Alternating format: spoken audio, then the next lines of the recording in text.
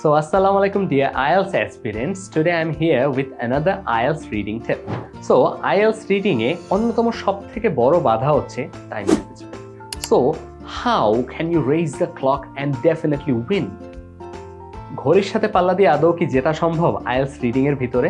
So, the question is definitely yes. If you have the right strategy for every passages, you can actually win this game. এই কনটেক্সটে আপনার যেটা করতে হবে, ধরতে হবে যে passage 1 is the easiest of all, so I have to solve it within the stipulated time and I have to solve it as fast as possible. কোনো টাইমের লিমিটেশন নাই যে আমার 20 মিনিটেই সলভ করতে হবে নাকি 15 মিনিট নাকি 12 মিনিটস। এই জিনিসটা এভাবে মাথায় রাখতে হবে যে প্যাসেজ 1 যত তাড়াতাড়ি সম্ভব আমরা সলভ করব।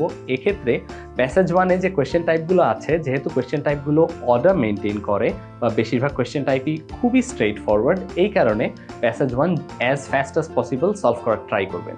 প্যাসেজ 2-তে যে টিপিক্যাল প্যাসেজ 2 আছে, প্যাসেজ 2-তে সচরাচর আসে ইনফরমেশন বা আমরা এটাকে বলি প্যারাগ্রাফ ম্যাচিং, এর পাশাপাশি আসে নেম ম্যাচিং এবং সবার লাস্টে যে কোয়েশ্চেন টাইপটা আসতে পারে সেটা হতে পারে সেন্টেন্স কমপ্লিশন আসতে পারে বা শর্ট আনসার আসতে পারে। ট্রাই করবেন প্যাসেজ 2টাকে উইদিন 20 মিনিটস ট্যাকেল দেয়ার, যাতে করে প্যাসেজ 3 এর জন্য আমাদের হাতে অ্যাটলিস্ট 25 মিনিটস বা তার একটু বেশি থাকে। ইন দ্যাট কনটেক্সট আপনাদের মাথায় রাখতে হবে আমাদের যে প্রপার নাউনগুলো আছে, প্রপার নাউনগুলোকে কখনোই মুখে উচ্চারণ করা যাবে না। প্রপার নাউন কোনগুলো? যেগুলো হচ্ছে এক্স্যাক্ট নাম, যে নামগুলো সাপোজ কোনো একটা নাম যেই নামটার বিশাল বড় একটা প্রোনাউন্সিয়েশন, যেমন হচ্ছে উইলিয়াম ফ্যাসবেন্ডার, কোনো এক জায়গায় আপনি লেখা দেখতেছেন, তখন আপনার মাথায় আসতে পারে যে what is the correct pronunciation of his name.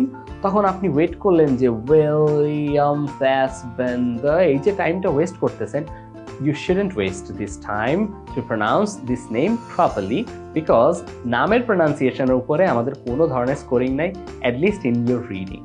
So নামগুলো ইগনোর করার ট্রাই করবেন। এর পাশাপাশি আর্টিকেলগুলো আমরা একটু সাবসাইড করার চেষ্টা করব, আর্টিকেলগুলো বাদ দিয়ে পড়ার চেষ্টা করবেন যাতে করে রিডিং স্পিডটা একটু বেড়ে যায়।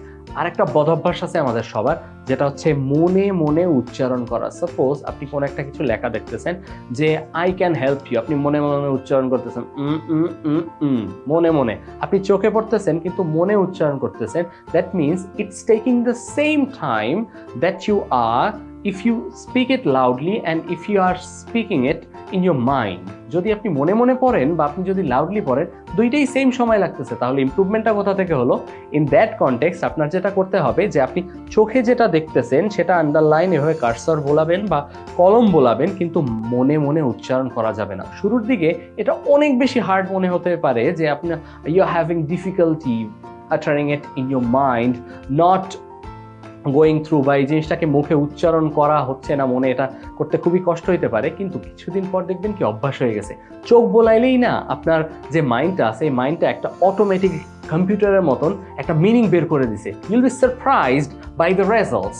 কিছুদিন ট্রাই করে দেখেন, এই স্কিলটা যদি আপনি আয়ত্ত করতে পারেন তাহলে ডেফিনেটলি আপনি একটা ভালো ব্যান্ড স্কোর পেতে পারবেন আপনার রিডিংয়ে। So try it.